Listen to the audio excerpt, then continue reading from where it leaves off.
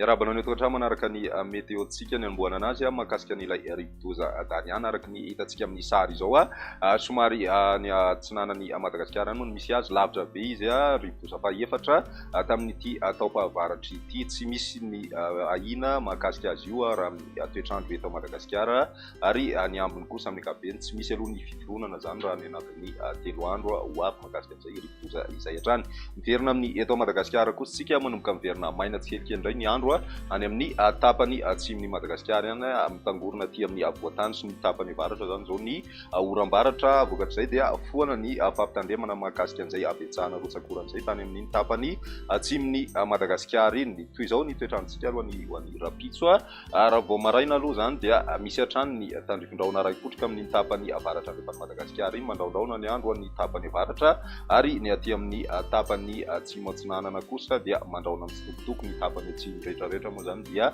maina tanteraka ny andro ho an'ny rapitso tolakandro mitoy ny oram-baratra ho an'ny voatany voakasika an'izay faritra Nalamangy Tasy Vakinankaratra Moromania ny any amin'ny faritra Bongolava mitatra hatrany amin'ny faritra Iboeny Melaky sy Sofia ary Betsiboka izay torak'izay koa ny any amin'ny faritra Laotra Mangoro sy ny any amin'ny faritra Zavady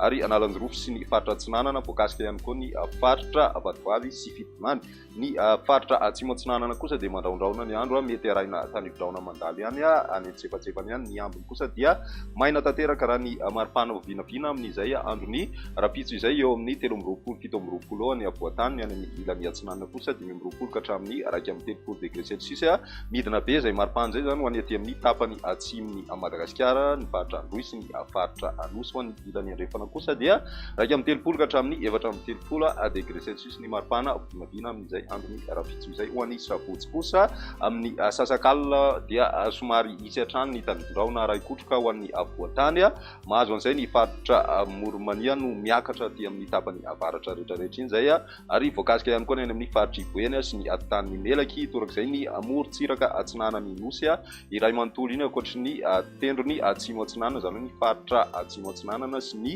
morontsiraky ny faritra Taolagnary ny ambiny kosa dia maina ny andro amin'izay androny sabotsy izay ny maripana vinavina amin'izay androny sabotsy izay tsy miova firy eo amin'ny 16-17 hatrany ho an'ny avoatany miakatra izay ho an'ny tapany atsimony Nosy zany hoe tafiakatra 17 degré ny faritra Anosy sy ny faritra Androy ny ambiny kosa tsy dia mihetsika firy amin'ny ankapobeny eo amin'ny 13 degré celsius eo hatrany ny maripana ambony indrindra hitantsika any amin'ny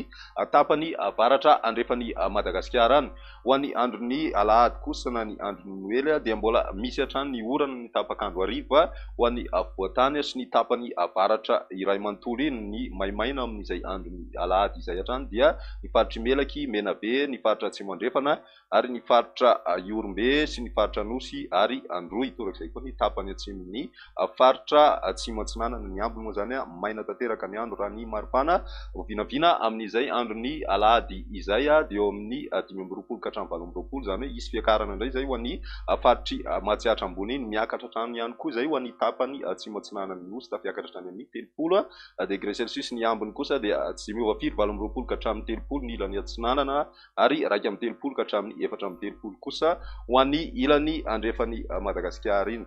izay ny météo-tsika tamin'ny ity anio ity raha pitso iray fotoana manaraka veloma